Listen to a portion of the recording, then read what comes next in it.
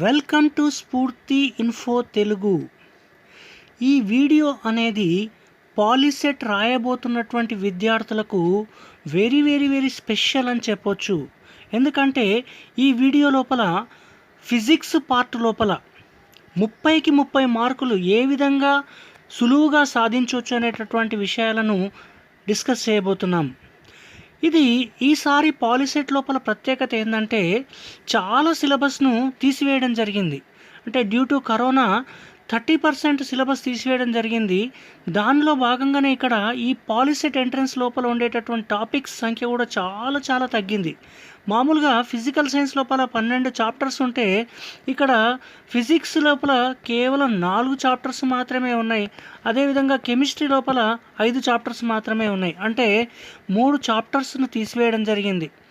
ఇక్కడ కేవలం 4 చాప్టర్లను మనం కొద్దిగా ప్రిపేర్ అయితే 30కి 30 అంటే 100% మార్క్స్ ఏ విధంగా స్కోర్ చేయొచ్చు ఇప్పుడు నేను మీకు వివరంగా చెప్పబోతున్నా. దానికంటే ముందు ఎవరైతే స్ఫూర్తి ఇన్ఫో తెలుగు మొట్టమొదటిసారి చూస్తున్నారో వెంటనే సబ్స్క్రైబ్ చేయండి. పక్కనే ఉండేటటువంటి బెల్ బటన్ను సెలెక్ట్ చేసి ఆల్ను సెలెక్ట్ చేసినట్లయితే మా నుంచి వచ్చేటటువంటి ప్రతి వీడియో మీకు మొట్టమొదట చేరుతుంది. ఇంకో విషయం మరవకండి, వీడియో చూసిన ప్రతి ఒక్కరూ లైక్ చేయండి. ఈ విధంగా లైక్ చేయడం ద్వారా మిగతా అభ్యర్థులందరికీ చేరేటటువంటి అవకాశం ఉంటుంది. ఇది మర్చిపోవద్దు ఎవరు కూడా. ఓకే, ఇక విషయంలోకి వచ్చేద్దాం. ఈసారి పాలిసెట్ ఎంట్రన్స్ లోపల ఫిజిక్స్ అంటే 30 మార్కులకు సంబంధించి ఎటువంటి క్వశ్చన్స్ రాబోతున్నాయి, ఏమేం టాపిక్స్ ఉన్నాయి, ఏ విధంగా ఉండబోతున్నాయి. ఎందుకంటే ఇప్పటి వరకు మనం 18 ప్రీవియస్ క్వశ్చన్ పేపర్స్ని డిస్కస్ చేసినాం ఓన్లీ పాలిసెట్ పర్పస్. ఎందుకోసం అంత కాన్సన్ట్రేషన్ చేశామంటే ఈసారి పాలిసెట్ ర్యాంక్ ఆధారంగానే IIIT బాసర లోపల ఇంటిగ్రేటెడ్ బీటెక్ సీట్లు మరియు అగ్రికల్చర్ యూనివర్సిటీ లోపల ఉండేటటువంటి డిప్లొమా ఇన్ అగ్రికల్చర్ కోర్సులు, తర్వాత వెటర్నరీ యూనివర్సిటీ లోపల ఉండేటటువంటి వెటర్నరీ సైన్స్ కోర్సులు, ఫిషరీస్ డిప్లొమా ఇన్ ఫిషరీస్ కోర్సులు, ఇవన్నీ కూడా పాలిటెక్నిక్ లోపల ఉండేటటువంటి ఇంజనీరింగ్ బ్రాంచులతో పాటు ఇన్ని కోర్సుల లోపల అడ్మిషన్ ఇవ్వడానికి ఇదొక్క ర్యాంకే మూలమవుతుంది. కాబట్టి ఈసారి అంతా కాన్సన్ట్రేట్ చేసి దాని మీద విద్యార్థులకు అందరికీ ఉపయోగపడాలని డెడికేట్ చేస్తున్నాం. కాబట్టి ఎవ్వరు కూడా మర్చిపోవద్దు, తప్పకుండా ఈ మా నుంచి వచ్చేటటువంటి ప్రతి వీడియోను లైక్ చేయండి మరియు షేర్ చేయండి. ఇంకా విషయంలోకి వచ్చేస్తే ఫస్ట్ టాపిక్ ఫిజిక్స్ లోపల ఫస్ట్ టాపిక్ వచ్చేసి reflection of light at curved surfaces. మనం ఒక్కొక్క టాపిక్ లోపల ఉండేటటువంటి ముఖ్యమైన అంశాలు ఏంటివి, దాంట్లో ఎంట్రన్స్ పాయింట్ ఆఫ్ వ్యూలో ఎటువంటి క్వశ్చన్స్ రావచ్చు అనే అంశాలను మనం డిస్కస్ చేద్దాం, క్లియర్గా డిస్కస్ చేద్దాం. ఫస్ట్ ఇందులో ఉండేటటువంటి టాపిక్స్ మనం చూసినట్లయితే reflection of light at curved surfaces అంటే గోళాకార దర్పణాల లోపల కాంతి పరావర్తనం ఏ విధంగా జరుగుతుంది అనేది అంశం. ఇక్కడ కాంతి పరావర్తనం అంటే ఏంది? కాంతి అనేది ఏదైనా తలాన్ని తాకి మళ్ళీ వెనుకకు వచ్చినట్లయితే దాన్ని పరావర్తనం అని అంటాం. అయితే ఈ పరావర్తనం అనేది సమతలాల మీద కాకుండా గోళాకార తలాల మీద ఉన్నప్పుడు ఏ విధంగా ఉంటుందనేది ఇక్కడ డిస్కస్ చేస్తాం. ఇక్కడ స్పెరికల్ మిర్రర్స్ అంటే గోళాకార introduction normal to the curved surfaces ఇవి మామూలు జనరల్గా ఉంటాయి. స్పెరికల్ మిర్రర్స్ అంటే గోళాకార దర్పణాలు ఎన్ని ఉంటాయి? 2 రకాలు ఉంటాయి, convex mirrors and concave mirrors. First గోళాకార దర్పణం అంటే ఏందనేది చూద్దాం ఒక బ్రీఫ్గా. గోళాకార దర్పణం అంటే ఏదైనా ఒక దర్పణం ఒక గోళం లోపల భాగంగా భావించినట్లయితే ఆ దర్పణాన్నే గోళాకార దర్పణం అని అంటాం.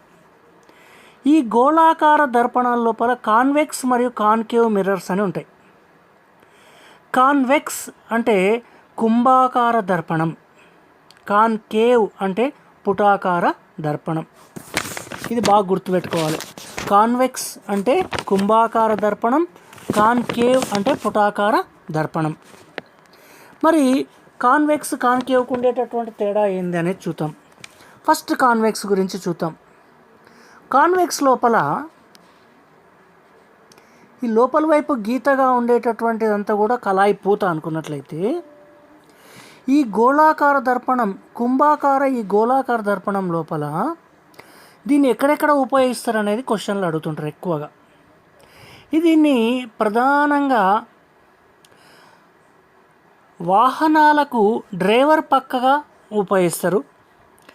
ఇది ఎందుకోసం అంటే వాహనం వెనక వచ్చేటటువంటి వేరే వాహనాలను చూపించడానికి ఉపయోగపడుతుంది. తర్వాత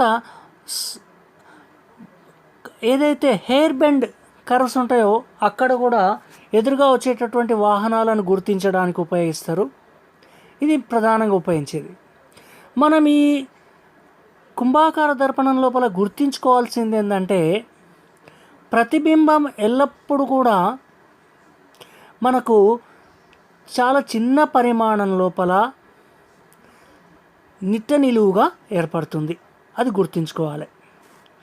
నెక్స్ట్ కాన్కేవ్ మిర్రర్స్. వీటిని పుటాకార దర్పణాలని అంటాం. దీనికి బయటి వైపు కళాయిపోతూ ఉంటుంది. ఇది లోపల వైపు ఒక గిన్నె మాదిరిగా ఉంటుంది. ఈ కాన్కేవ్ మిర్రర్స్ను ఎక్కడ ఉపయోగిస్తామంటే, ఎక్కువగా పంటి డాక్టర్లు మరియు ఈఎన్టీ డాక్టర్లు ఎక్కువగా ఉపయోగిస్తారు. అదేవిధంగా వాహనాల యొక్క హెడ్లైట్లకు రిఫ్లెక్టర్గా కూడా కాన్కేవ్ మిర్రర్స్ అనేటివి ఉపయోగపడతాయి. ఇది మనం చెప్పుకోదగ్గాయి. ఈ ఎంట్రన్స్ పాయింట్ ఆఫ్ వ్యూలో అడిగేటటువంటి ప్రశ్నలు ఎట్లా ఉంటాయంటే, వాహనాల హెడ్లైట్ రిఫ్లెక్టర్గా ఉపయోగపడే దర్పణాలేవి? కుంభాకార దర్పణమా, పుటాకార దర్పణమా, సమతల దర్పణమా అని అడుగుతాడు. అంటే వాహనాల హెడ్లైట్ల రిఫ్లెక్టర్గా ఉపయోగపడేది ఎల్లప్పుడూ కూడా కాన్కేవ్ అంటే పుటాకార దర్పణం మాత్రమే ఉపయోగపడుతుంది. ఇక్కడ కాన్కేవ్గా ఉండేటటువంటి తలం లోపల ఈ మధ్య భాగం లోపల హెడ్లైట్ లోపల ఇక్కడ బల్బ్ వస్తుంది. ఈ బల్బ్ నుంచి వచ్చేటటువంటి కాంతి కిరణాలు దీని మీద పడి పరావర్తనం చెంది దూరంగా ప్రయాణిస్తాయి కాంతి కిరణాలు. కాబట్టి ఎదురుగా వచ్చేటటువంటి వాహనాలను మనం చూడగలుగుతాం చాలా స్పష్టంగా. ఇంకా next pole, focus, centre of curvature, principal axis, radius of curvature, focal length. ఇవన్నీ కూడా దీంట్లో వచ్చేటటువంటి ప్రాథమికమైనటువంటి పదాలు. అంటే దర్పణాల గురించి మనం అర్థం చేసుకోవాలంటే ఈ పదాల గురించి మనకు తెలిసి ఉండాలి. మరి మొట్టమొదట పోల్ అంటే ఏంది, ఫోకస్ అంటే ఏంది, సెంటర్ ఆఫ్ కర్వేచర్ అంటే ఏందో చూద్దాం. ఇక్కడ ఇదొక కుంభాకారం, పుటాకారం ఏదో ఒక దర్పణం తీసుకున్నట్లయితే దర్పణం యొక్క మధ్య భాగాన్ని ఏమంటామంటే మధ్య బిందువును పోల్ లేకపోతే ధ్రువము అని పిలుస్తాం. Next focus. ఇక్కడ ఫోకస్ కంటే ముందు ఈ దర్పణం ఒక గోళం లోపల భాగం అనుకుంటున్నాం కాబట్టి ఆ గోళం యొక్క కేంద్రం ఏదైతే ఉందో ఆ గోళ కేంద్రాన్ని సెంటర్ ఆఫ్ కర్వేచర్ వక్రతా కేంద్రం సి అని అంటాం. తర్వాత ఈ ధ్రువము నుంచి వక్రతా కేంద్రం నుంచి పోయేటటువంటి రేఖ ఏదైతే ఉందో ఆ రేఖనే ప్రిన్సిపల్ యాక్సిస్ లేకపోతే ప్రధానాక్షం అని అంటాం. అంటే ఈ రేఖ అనేది ప్రధానాక్షం. రేడియస్ ఆఫ్ కర్వేచర్ అంటే ధ్రువానికి సికి మధ్యలో ఉండేటటువంటి దూరం ఏదైతే ఉందో దాన్నే వక్రతా వ్యాసార్థం లేకపోతే రేడియస్ ఆఫ్ కర్వేచర్ అని అంటాం. ఆర్ తోటి సూచిస్తాం. మరి ఏదైనా ఒక కాంతి కిరణం తలం మీద పతనం చెంది పరావర్తనం చెందిన తర్వాత ప్రధాన అక్షంలోని ఒక బిందువు గుండా వెళ్తాయి. ఈ బిందువుని ఏమంటారంటే నాభి అంటారు. ప్రధాన నాభి, ఫోకల్ పాయింట్. ధ్రువం నుంచి ఎఫ్కు అంటే పి నుంచి ఎఫ్కు ఉండేటటువంటి దూరం ఏదైతే ఉందో ఆ దూరాన్ని ఏమంటామంటే నాభ్యంతరం అని అంటాం. నాభ్యంతరం. ఇక్కడ వచ్చినటువంటి పదాలన్నీ కూడా మనకు బేసిక్స్. ఇవి అర్థమైతేనే నెక్స్ట్ దానికి మనం ఈజీగా పోగలుగుతాం.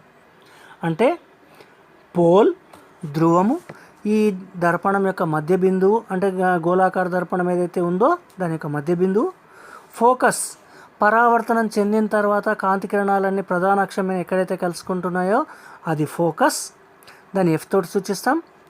సెంటర్ ఆఫ్ కర్వేచర్ సి అంటే ఈ దర్పణం గోళాకార దర్పణం ఏ గోళం లోపల భాగమని భావిస్తున్నామో ఆ గోళం యొక్క కేంద్రకాన్నే సెంటర్ ఆఫ్ కర్వేచర్ సి అంటాం.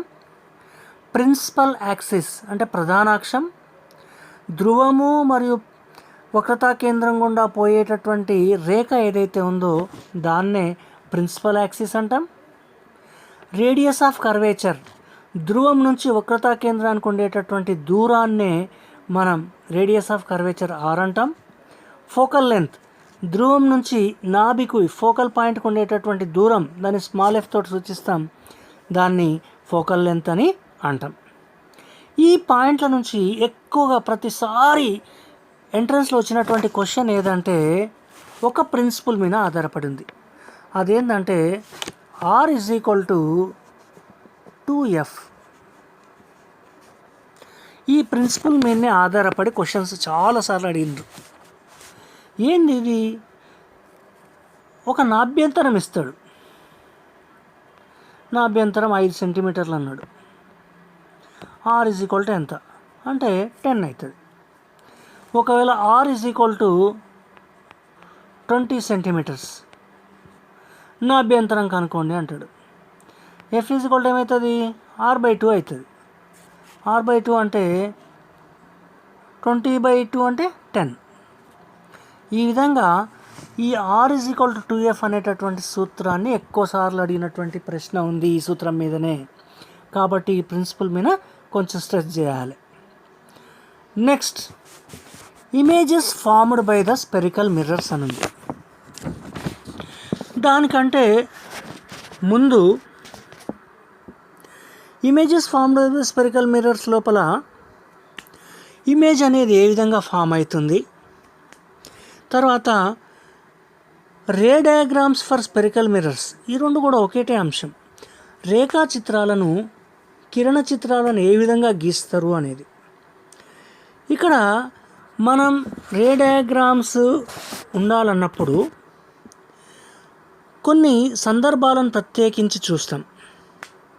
అంటే వక్రతా కేంద్రానికి అవతల వస్తువు నుంచితే ప్రతిబింబం ఏ విధంగా ఉంటుంది, వక్రతా కేంద్రం మీద పెడితే వస్తువు నుంచితే ప్రతిబింబం యొక్క స్థానం ఏ విధంగా ఉంటుంది, వక్రతా కేంద్రానికి నాభికి మధ్య ఉంచితే, నాభి దగ్గర వస్తువును ఉంచితే, నాభికి ధ్రువానికి మధ్యలో వస్తువును ఉంచితే ప్రతిబింబాల యొక్క ధర్మాలు ఏ విధంగా ఉంటాయి, వాటి యొక్క లక్షణాలు ఏ విధంగా ఉంటాయి అనేదే దీని యొక్క అంశం. దీన్ని ఒక టేబుల్ ఆధారంగా మనం స్పెషల్గా చర్చిద్దాం. తర్వాత ఇక్కడ ఇంకొకటి, నాభికి వస్తు దూరానికి నాభ్యంతరం F, వస్తు దూరం U, ప్రతిబింబ దూరం V. వీటి మధ్య ఉండేటటువంటి సంబంధం ఆధారంగా ఉండేటటువంటి సమీకరణం ఏమి? F is equal to 1/V plus 1/U. ఈ సూత్రాన్ని మనం గుర్తుంచుకోవాలి. ఎందుకంటే ప్రతిబింబ దూరం వస్తు దూరం, ప్రతిబింబ దూరం వస్తు దూరాన్ని ఇచ్చి నాభ్యంతరం కనుక్కోమన్నా ఇదే సూత్రము. అంటే 3 రాసుల లోపల FVU లోపల ఏవైనా ఒక 2 రాసులు ఇచ్చి 3వ రాశిని కనుక్కోమన్నప్పుడు ఈ సూత్రాన్ని ఉపయోగించి కనుక్కుంటాం. అదేవిధంగా ఈ చాప్టర్ లోపల ఇంకొక అంశం మ్యాగ్నిఫికేషన్, ఆవర్ధనం గురించి ఉంటుంది. మ్యాగ్నిఫికేషన్ లేకపోతే ఆవర్ధనం అంటే M is equal to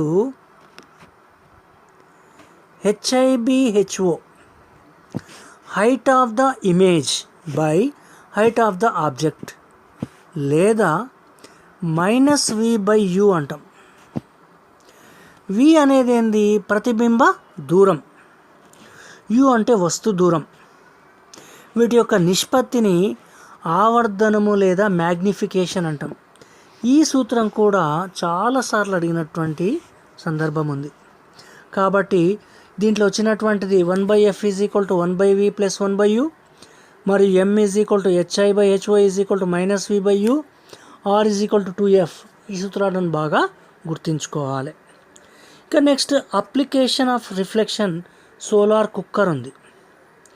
solar cooker ఏంటంటే సౌర కిరణాలన్నిటినీ ఒక బిందువు దగ్గర కేంద్రీకరించేటట్లుగా చేసి వస్తువులను వేడి చేసే ప్రక్రియనే సోలార్ కుక్కర్ లేకపోతే సౌర కుక్కర్ అని అంటాం. దీనికి దీనికంటే ఒక ఉదాహరణ ఏంటంటే ఆర్కిమెడిస్ తన రాజ్యం మీదకి వేరే శత్రు దేశాలు వచ్చినప్పుడు శత్రు దేశాల నౌకల మీదకి పెద్ద పెద్ద దర్పణాలను ఉపయోగించి కాంతి కిరణాలను కేంద్రీకరింపచేసి ఆ నౌకలు దగ్ధమయ్యేటట్లుగా చేశాడు అని ఒక ఉదాహరణ కూడా చదువుకుంటాం. ఈ ప్రిన్సిపల్స్ అన్నీ చాలా చాలా చాలా ముఖ్యం ఇక్కడ.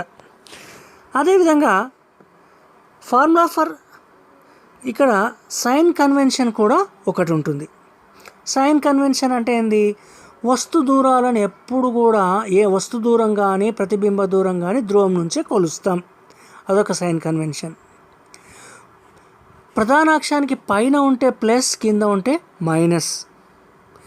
కాంతి కిరణం ప్రయాణించే మార్గంలో కొలిస్తే దాన్ని ప్లస్, కాంతి కిరణం ప్రయాణించే మార్గాన్ని వ్యతిరేకంగా కొలిస్తే మైనస్. వీటిని సంజ్ఞా సంప్రదాయాలు లేకపోతే సైన్ కన్వెన్షన్స్ అని అంటాం. ఇప్పుడు ముఖ్యమైనది రేఖాచిత్రాల పట్టికను చూద్దాం.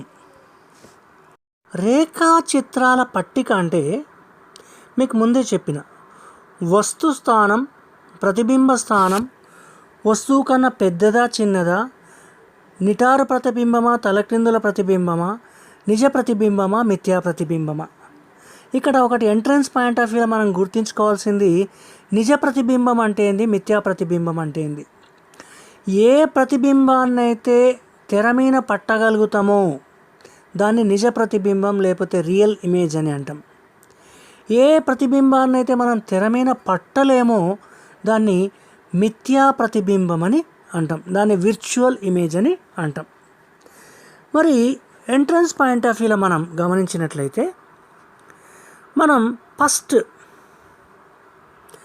ఇక్కడ వస్తువు యొక్క స్థానం దర్పణం యొక్క నాభి మధ్య అంటే దర్పణ ధ్రువము దర్పణం యొక్క నాభికి మధ్యలో వస్తువు ఉంచినట్లయితే వస్తువుని ఎక్కడ ఉంచుతున్నాం? దర్పణ ధ్రువానికి నాభికి మధ్యలో ఉంచితే ప్రతిబింబం ఎక్కడ ఏర్పడుతుంది? దర్పణం వెనుక ఏర్పడుతుంది, వస్తువు కన్నా పెద్దదిగా ఏర్పడుతుంది, నిటారు ప్రతిబింబం ఏర్పడుతుంది, మిథ్యా ప్రతిబింబం ఏర్పడుతుంది. ఇది ఎన్నోసార్లు ఎంట్రన్స్ లోపల అడిగినటువంటి క్వశ్చన్.